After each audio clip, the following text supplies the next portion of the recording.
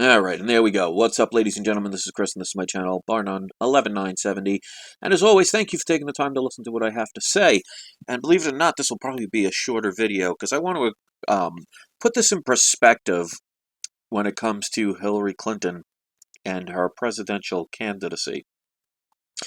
Why she's not in jail right now. Now, if you know about anything, I'm sure the one thing that people know the most these days is the Hillary Clinton email scandal. Now, the more I research, the more I see how the FBI has been able to protect her and how she can say the things that she says.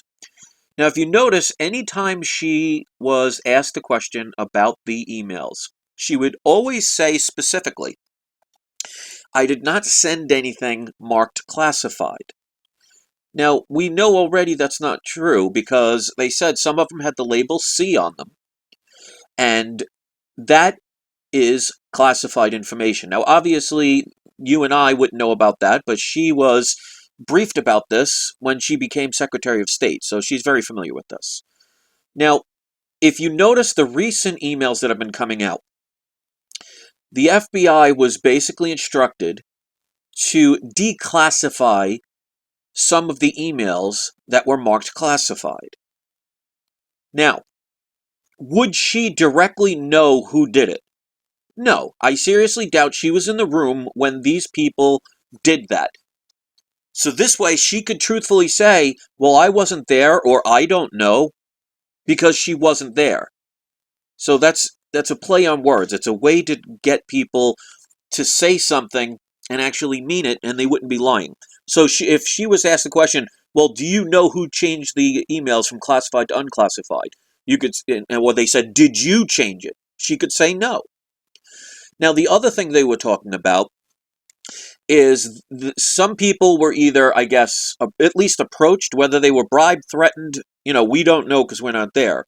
But there were people in the FBI that were, at least, at the very least, asked, because some actually refused to do it, to declassify some of the records. So this way, she can say truthfully that she did not send classified information. Because articles, whatever they were, the documents that were marked classified, because even with the subpoenas, they weren't giving out all the emails, they had time, as you could see with the records of how they destroyed evidence or changed it.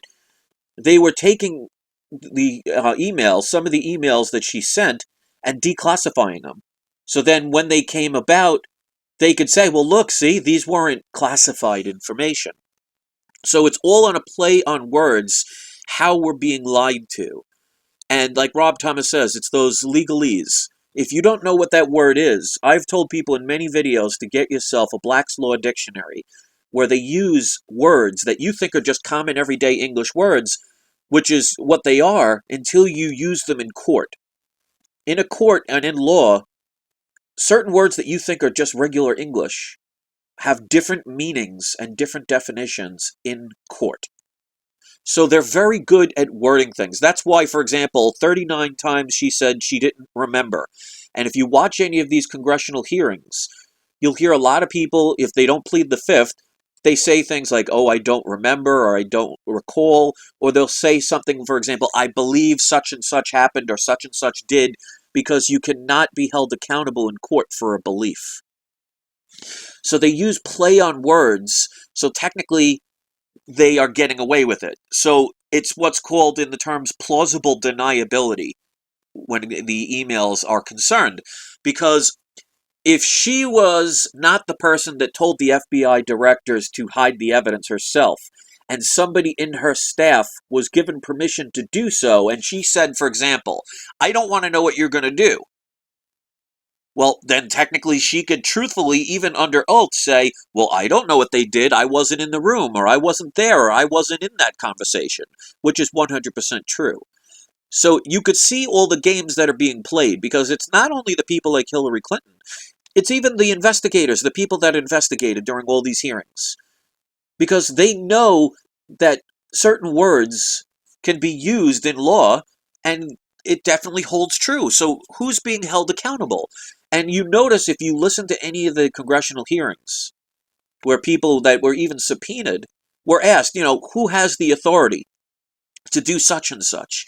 And everybody would always point the finger to someone else and say, oh, I don't have the authority. We go through congressional hearings, or we go to these individuals. There's no one specific person, because then you can't pinpoint anybody down to be responsible. So everybody gets out of jail free like this card. So we have to understand where the lies are coming from. It's all a play on words.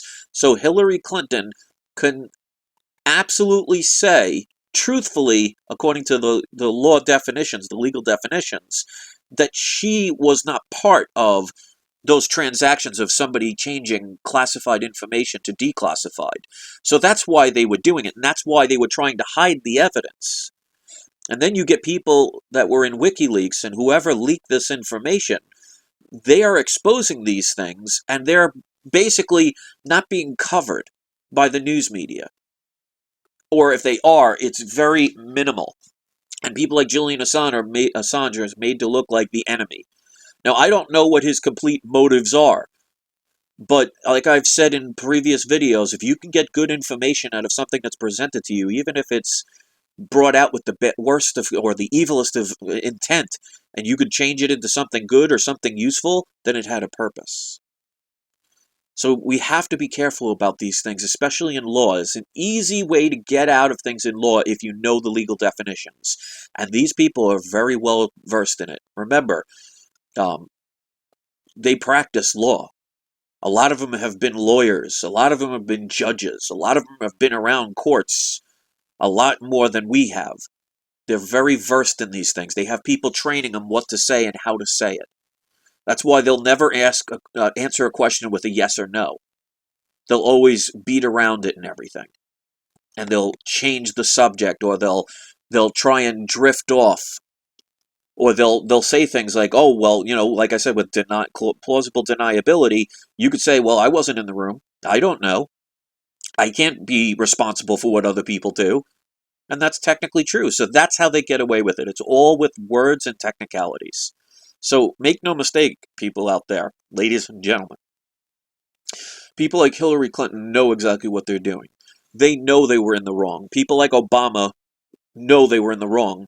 The people that were exposed in the Project Veritas, one of the main people that were working for the DNC and the Hillary Clinton campaign, who ended up losing his job, visited the president over 300 times.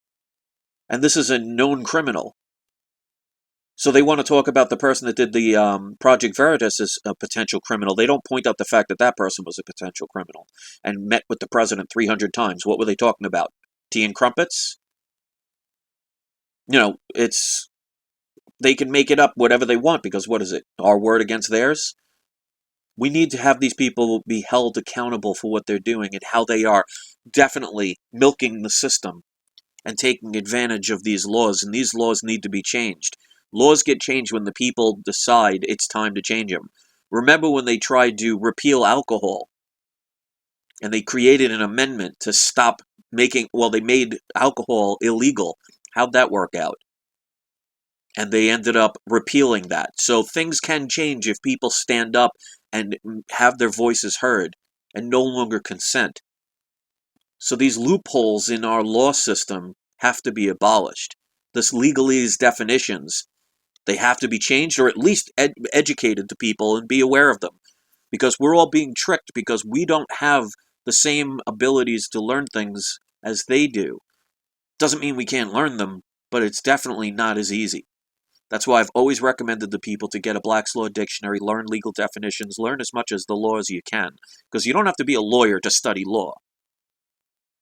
So I'm going to keep this video relatively short. Go check out the congressional hearings about the Hillary Clinton emails. Learn about what they're doing. Listen to how they speak. And if you're tired of it, it's time to really do something about it. And that's no longer keeping silent. Have your voices heard. Get this stuff out there. So leave your comments, create a dialogue, send messages to people like Hillary Clinton, to the people that work in our government, people that work in the media. We got to expose their frauds. We got to expose their secrets, because a magic trick only works if nobody knows how it's done.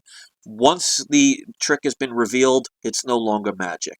So it's time that we stop letting them cast these spells over us, metaphorically speaking, and expose what they're doing. The more people that know, the less likely they're able to get over on us for it. They've been doing it for too long. We're smarter than that. We have the internet to thank for that, and people like you who care. So give this a thumbs up if you appreciate the information. If you want to share it, that's always welcome.